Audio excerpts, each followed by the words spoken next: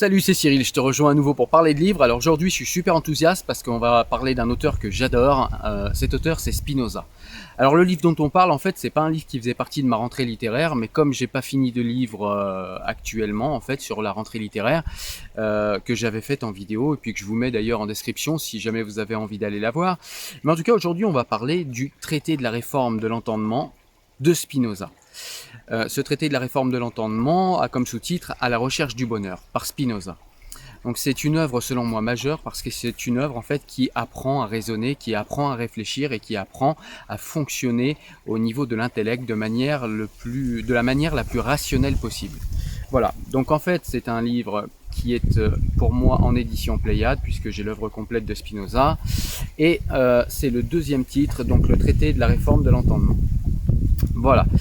Alors, pour que tu comprennes pourquoi en fait ce livre me paraît important, je vais devoir t'expliquer un petit peu d'où parle Spinoza.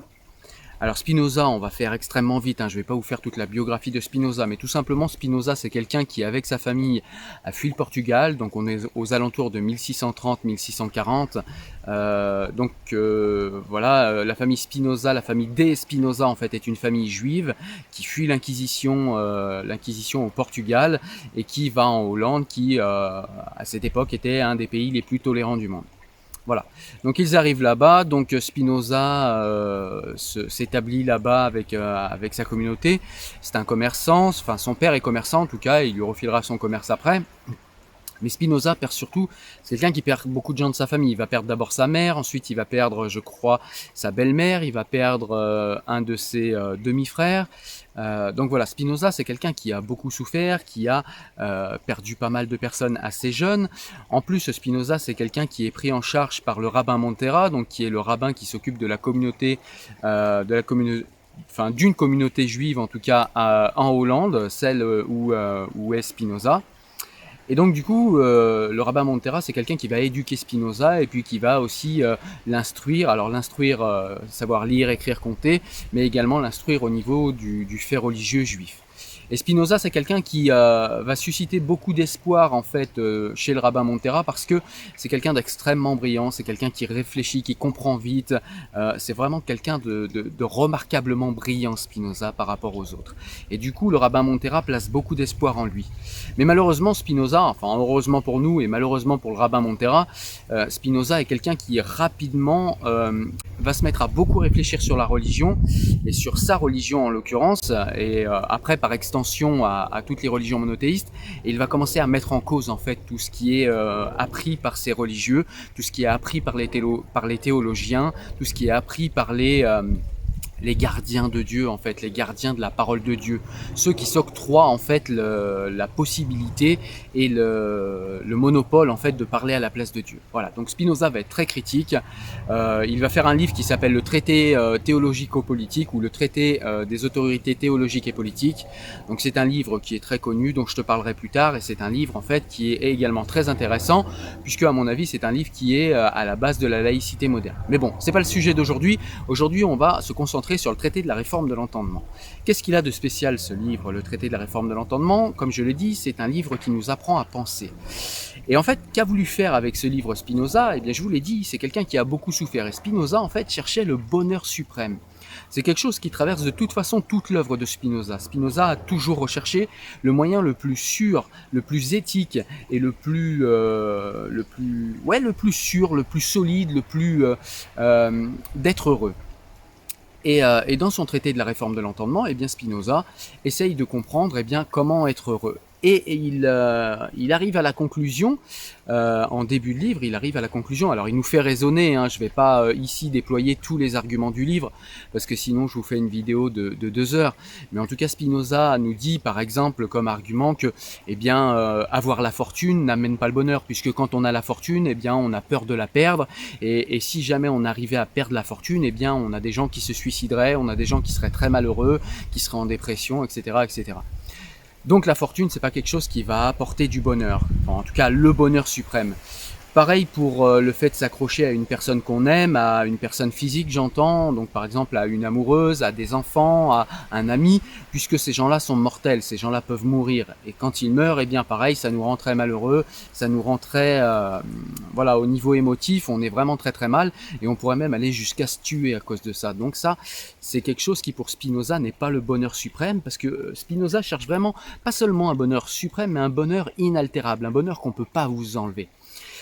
Et par un raisonnement axiomatique, parce que Spinoza raisonne beaucoup par axiome, il arrive de manière quasi mathématique à la conclusion que la seule chose qui peut rendre heureux, c'est tout simplement la réflexion, la compréhension des choses et le fait d'augmenter, grâce à la rationalité, d'augmenter en perfection.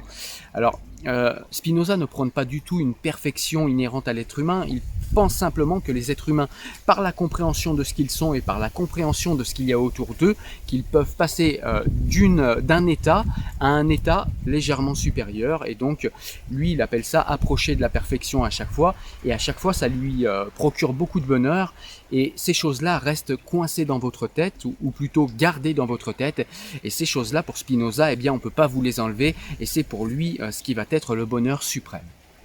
Alors du coup, eh bien, il va se concentrer là-dessus. Mais du coup, pour penser et pour connaître le monde qui nous entoure, pour essayer d'appréhender les déterminismes autour de nous et ne pas confondre avec ce que Spinoza appelle le savoir intuitif, c'est-à-dire ce que nous font ressentir nos sens sans qu'on vienne y apporter une réflexion.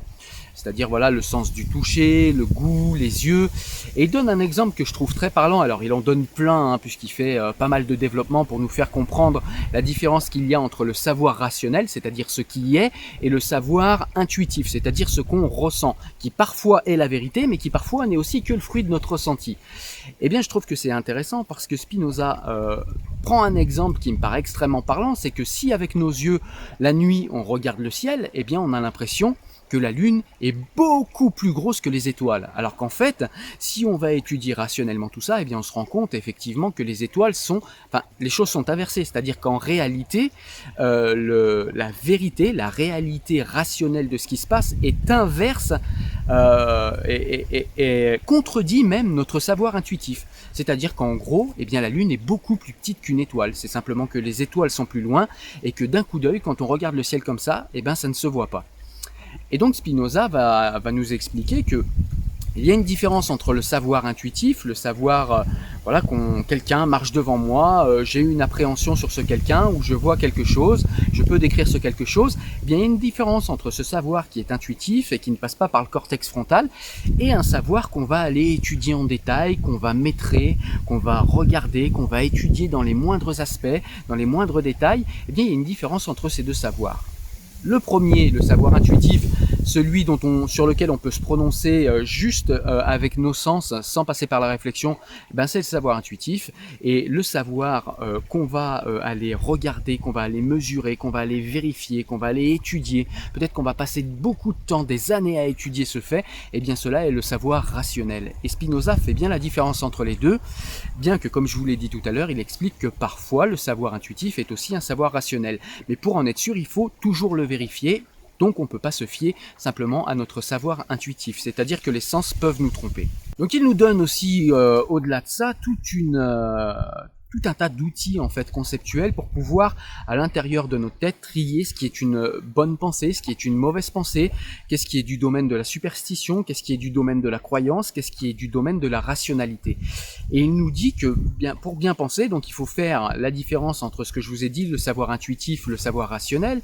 Il faut également dans sa tête avoir des pensées ordonnées, savoir les ranger au bon endroit, savoir ce qui est une idée juste, une idée fausse, une idée probablement juste, une idée probablement fausse et une croyance probablement vraie et une croyance qui n'a pas été vérifiée. En tout cas, tout cela peut être classé dans notre tête.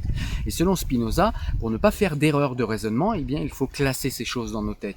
Et si on arrive à classer ces choses dans nos têtes et à développer et à trier des idées qui sont justes ou probablement justes, des idées qui sont fausses ou probablement fausses, eh bien, par addition d'idées, on arrive par exemple, on peut partir de deux axiomes, de deux idées qui sont vraies ou probablement vraies, et on peut former une troisième idée vraie.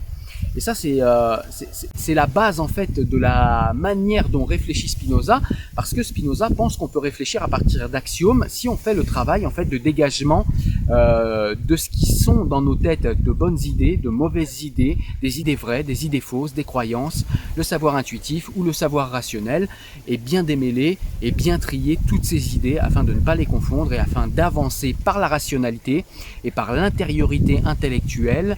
On peut tout à fait former de nouvelles idées, de nouveaux développements, de nouveaux concepts qui sont justes sans même aller les vérifier. En tout cas, c'est ce que nous dit Spinoza.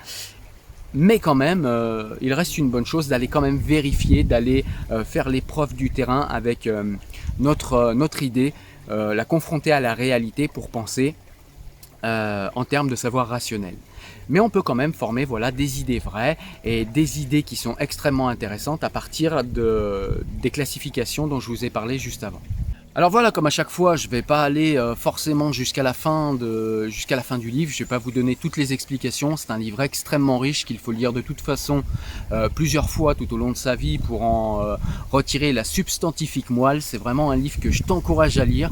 C'est vraiment un livre qui t'apprend à penser, des choses qu'on apprenait à l'école jadis, mais aujourd'hui, moi j'ai des enfants à l'école et je vois que l'école, elle vous apprend plus à penser, elle vous apprend à lire, elle vous apprend à écrire, et puis elle vous apprend d'autres choses. Voilà, je ne vais pas forcément rentrer dans...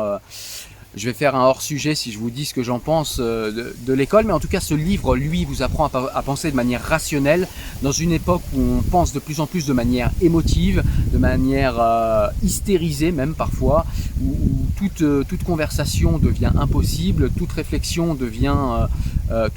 complexe, nuancée, lente, devient impossible. Et bien je pense que lire le traité de la réforme de l'entendement de Spinoza, en plus de vous rendre heureux comme le prétend Spinoza, puisque vous allez comprendre plus de choses dans le monde, vous allez comprendre plus de choses autour de vous, vous allez comprendre plus de choses sur vous-même, et bien c'est vraiment un livre en fait qui va vous permettre de penser réellement les choses, de les penser par vous-même, avec méthode, puisque la méthode est importante quand on pense, puisque on voit beaucoup de gens, notamment sur les réseaux sociaux, c'est pas pour jeter tout ce qu'il y a sur les réseaux sociaux.